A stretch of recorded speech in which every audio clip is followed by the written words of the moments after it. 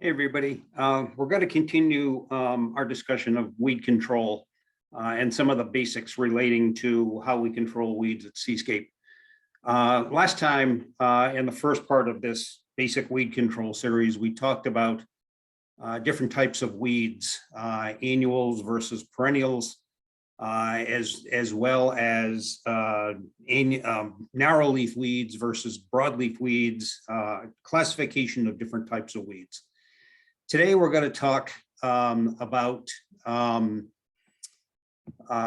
specific weed controls and how different weed controls work and affect the way in which we do things here at Seascape. Let me get to the slideshow and we will talk about some of these things. So weed control, part number 2, how weed controls work. We have to look at weed controls, the products that we use, as far as several different classifications, which are going to affect how we control weeds based upon the kind of weed that we are dealing with. We're going to be talking about things such as selective versus non-selective control, systemic and contact control, terms you've heard about repeatedly, pre-emergent and post-emergent control, and why we control certain weeds with granulars versus other weeds with liquid applications. So let's begin with selective control versus non-selective control of the weeds that we are dealing with. Starting on the left-hand side, selective controls refers to our ability to control weeds without harming the lawn grasses that we're trying to make look good.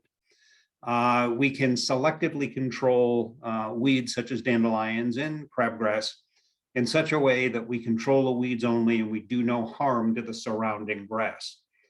Some of the examples that we deal with that are selective controls include things such as Cool Power or Trimec for broadleaf weeds, other things for crabgrass control, post-emergent crabgrass control such as Acclaim and Drive.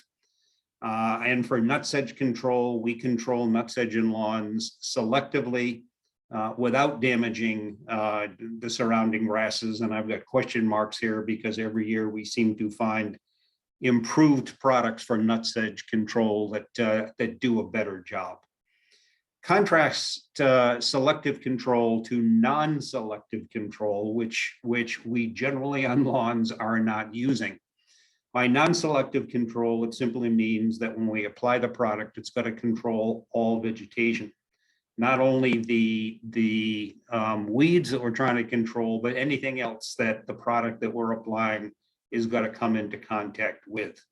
The best example here at Seascape is we use for non-turf weed control a product called Roundup or glyphosate. That's the product that we use here at Seascape. It's the most effective, but there are many, many other examples of non-selective weed controls that we could be using. So we do use Roundup for total vegetation control, for example, in plant beds. But we also use Roundup for other things such as to control all plant material in a lawn before seeding. We're going to use a non-selective control for other things such as poison ivy.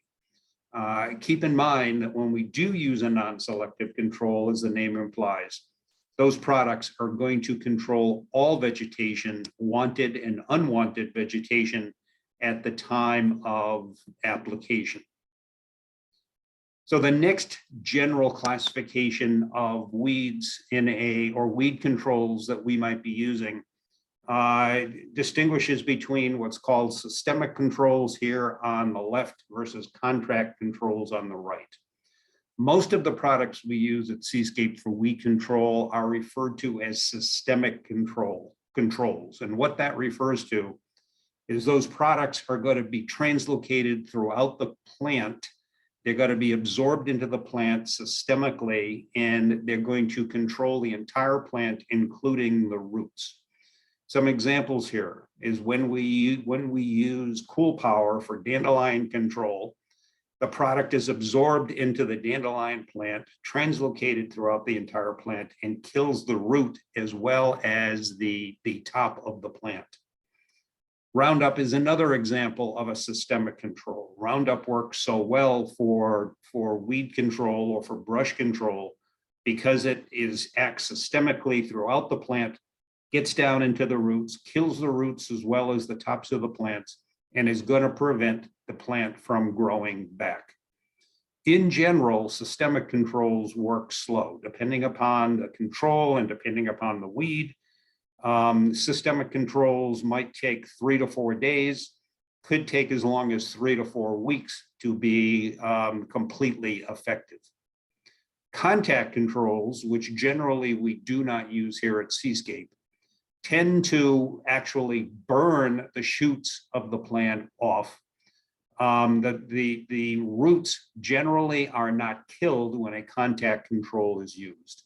An example of a contact control, which you may be familiar with, is a product called Finale. It works very fast. It's going to burn the shoots off. You're going to see evidence of the weed dying within a matter of hours. And certainly at the end of the first or second day, the tops of the weed have been burnt off. But remember, the downside to a contact control, many weeds are going to grow back just as quickly as they were controlled because the roots of the plant are not being controlled. The next distinguishing characteristic between the products that we use are broken down into the broad categories of pre-emergent control versus post-emergent control. Pre-emergent control, as the name implies, are products that we apply before the weed emerges. What we're actually doing is we're laying down a layer of work, or we're putting down a layer of chemical on the soil surface, which is going to prevent seed germination. The best example here at Seascape is crabgrass control. We apply a pre-emergent weed control first thing in the spring before crabgrass germinates in the spring. And as the crabgrass begins to germinate, okay, the seedling will absorb or will take up some of the pre-emergent chemical, and the crabgrass is effectively controlled while the plant is still young. Post-emergent controls work differently in that we're applying it post-emergently, and we are applying the post-emergent controls to establish weeds. In order for those post-emergent controls to work, they generally have to be systemic controls, which we described just a moment ago. May work by applying a chemical to the leaf surface that's absorbed into the weed leaves, not the roots, absorbed into the weed leaves and translocated throughout the entire plant, and as a result, kill the roots. Dandelion control is an excellent example of a post-emergent systemic control. We're applying dandelion control to the weed of the leaves of the weed, and it's translocated, killing the root of the dandelion. If we didn't kill the root of the dandelion, okay, the dandelion would very quickly be able to reestablish itself. In general, these systemic controls are not going to work if they're not left on the leaves of the weed. If they do not adhere to the leaves of the weed, they're going to not be effective because these products are absorbed into the leaves. And we'll talk more about that impact in the next couple of slides. Contact controls can also be used post-emergently, but again, they're just going to burn off the leaf vegetation, leaving the roots, which more than likely are going to regrow and enabling the plant to much more rapidly regrow and reestablish itself. A few more items or issues regarding granular or liquid weed control as it relates to pre-emergent and post-emergent controls. Pre-emergence, once again on the left, work by putting down a layer of chemical at the soil surface, which prevents germination. Pre-emergent controls can be applied as a granular or liquid. Here at Seascape, we generally apply a granular crabgrass control. However, we could also apply it as a liquid, and in fact, many of our competitors do use liquid pre-emergent controls as opposed to what we do here at Seascape with a granular. Post-emergent controls, okay, one more time, work by applying a chemical to the leaf surface that's absorbed into the weed and translocated throughout the entire plant. In general, liquids are more effective for post-emergent control. And again, here we're talking about controlling things such as dandelions and clover. Liquids are most effective because they, in general, will stick to the leaves where they're going to be most effective, because again, the chemical is absorbed through the leaves of the weeds. In regards to post-emergent systemic controls, granulars are far less effective. They generally fall to the soil surface. They hit the surface of the leaf, of the weed leaf, will bounce off of it and fall to the soil surface. Granular controls, which we generally do not use for post-emergent weed control, okay, will work better if, in fact, the weed leaves are wet. If any of you have ever done a do-it-yourself application of a granular weed control, okay, you'll find if you read the instructions, they want you to apply the granular weed control first thing in the morning when the grass is wet with dew, or later on in the day, they recommend watering the grass for a few minutes before you make the application, so those granules will stick to the leaves and that application will be more effective. So pre-emergent controls on the left, we can be as equally effective with a granular or a liquid. Post-emergent controls, when we're trying to use a systemic herbicide, liquids are much more effective, which is why all of our weed control, post-emergent weed control, is done with liquid products. A few more issues relating to pre-emergent versus post-emergent. Pre-emergent controls, as we've discussed, are used primarily on annuals. They're applied before germination. We're trying for the most part to control annual grasses such as crabgrass, foxtail, and goosegrass. In this part of the country, we don't see a lot of foxtail and goosegrass, so we're primarily concerned with crabgrass with our pre-emergent controls. Remember, however, that our pre-emergent controls are effective against other types of annuals, including broadleaf weeds. Weeds such as purslane, spurge, carpetweed, which are summer annuals. Our pre-emergent controls are also effective against those types of weeds, as well as for crabgrass. Our post-emergent controls are applied primarily for perennials. They're applied after they are established. The broadleaf weeds such as dandelion, clover, and plantain are very effectively controlled with post-emergent controls. You all are familiar with nutsedge, okay? We apply a post-emergent control for nutsedge. There is not a preventive pre-emergent control effective for the sedges. We do have some post-emergent controls that we can use for annuals. Keep in mind that most of our annuals, such as crabgrass, spurge, and oxalis, we would prefer to control pre-emergently, but we never control 100%. And as a result, we do have some post-emergent controls, which we will use on annuals. Far better, again, though, to control them effectively using a pre-emergent control. Rain can affect dramatically pre-emergent versus post-emergent controls. This is some key things that you want to remember. Again, pre-emergent controls work by putting down a layer of chemical at the soil surface, which prevents seed germination.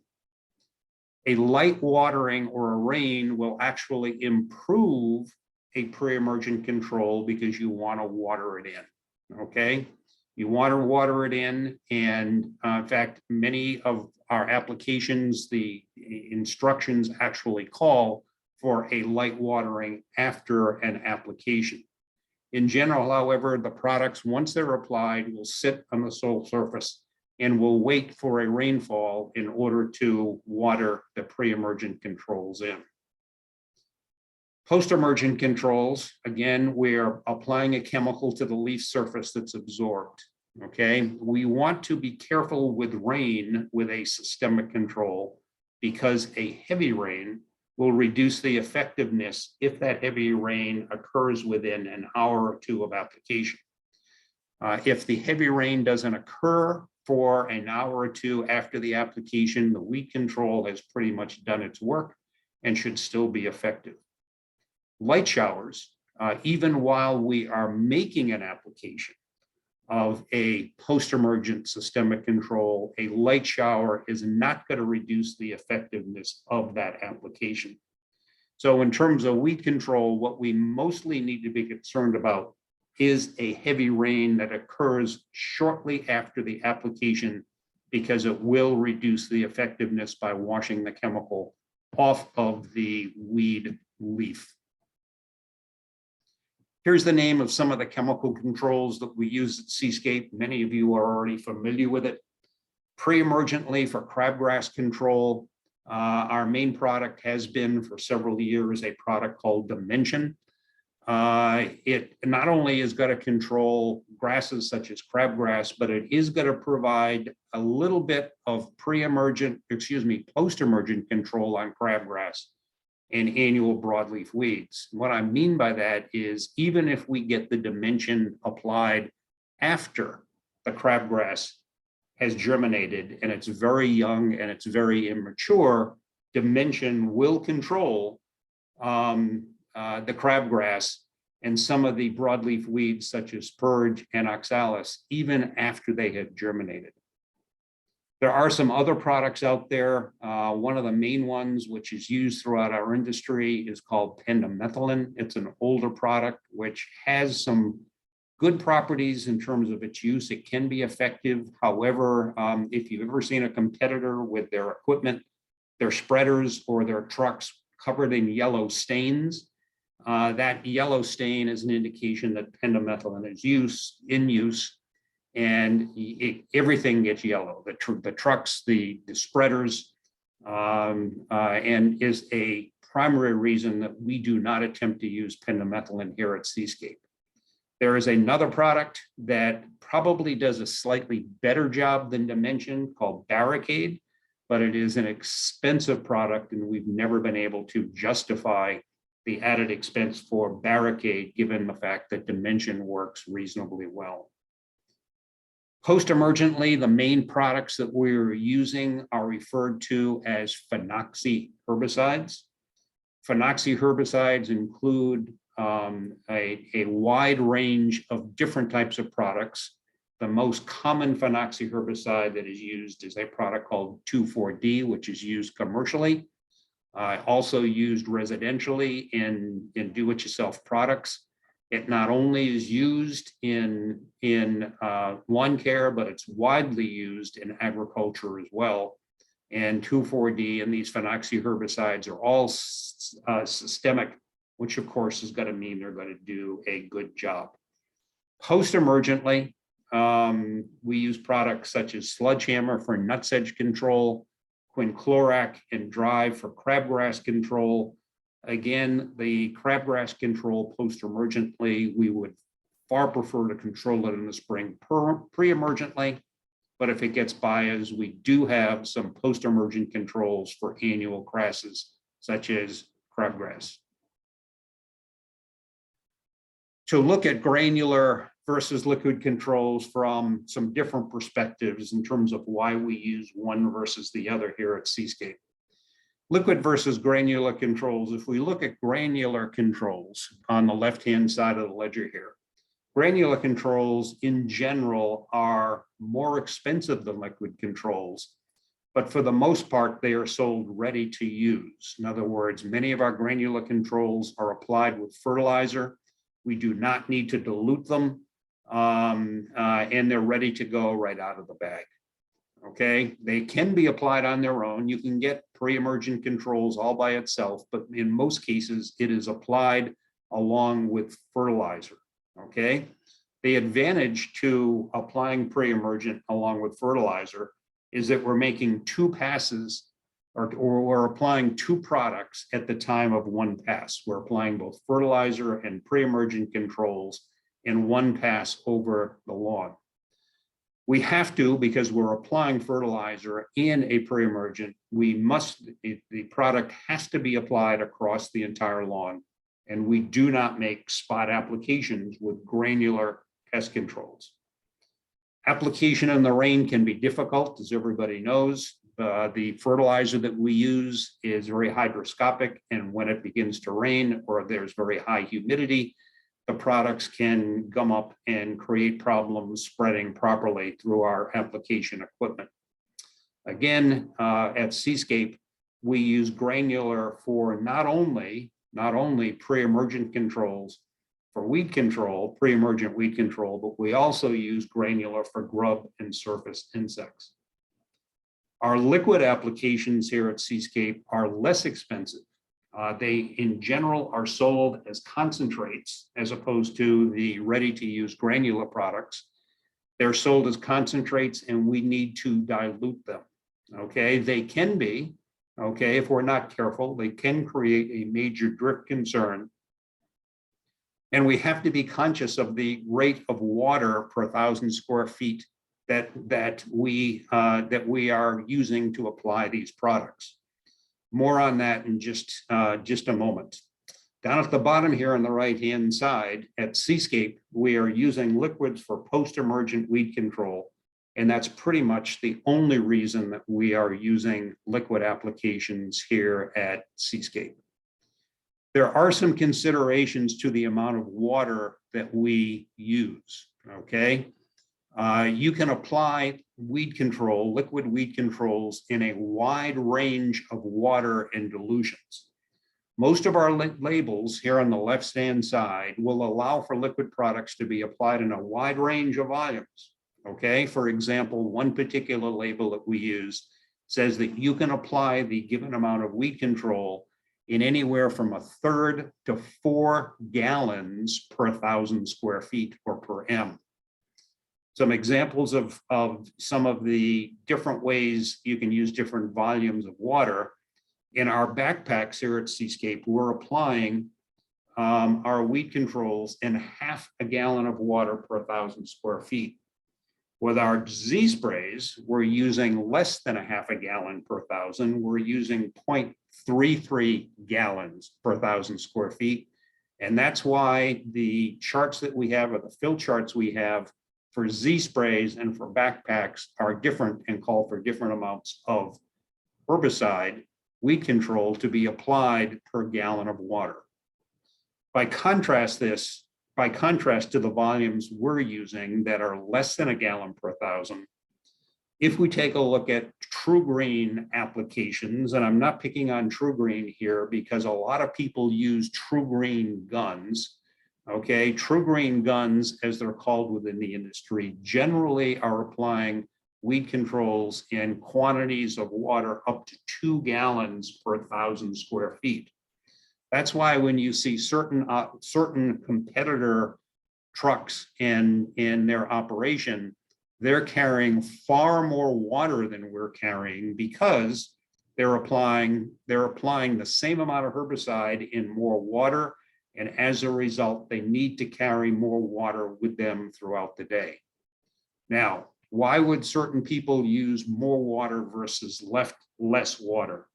If you look at the right-hand side of this slide, where we talk about more versus less water per 1,000 square feet means that the product that we are applying here at Seascape is a more concentrated product. The downside to that more concentrated product means that there's more potential for burning a lawn and for drift. On the positive side, however, because the product is more concentrated, there are some advantages. Most notable is it's very effective and less product is required. We need to carry far less water and don't need to drive around carrying several hundred gallons of water with us every day.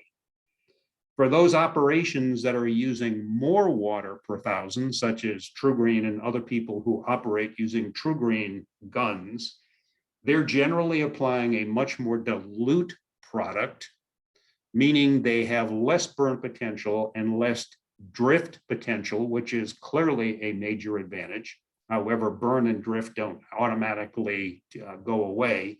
They can still burn, but they have less potential to burn due to their higher volume of water. In general, on the con side of this more dilute product, they in general are applying a less concentrated product, which reduces their effectiveness.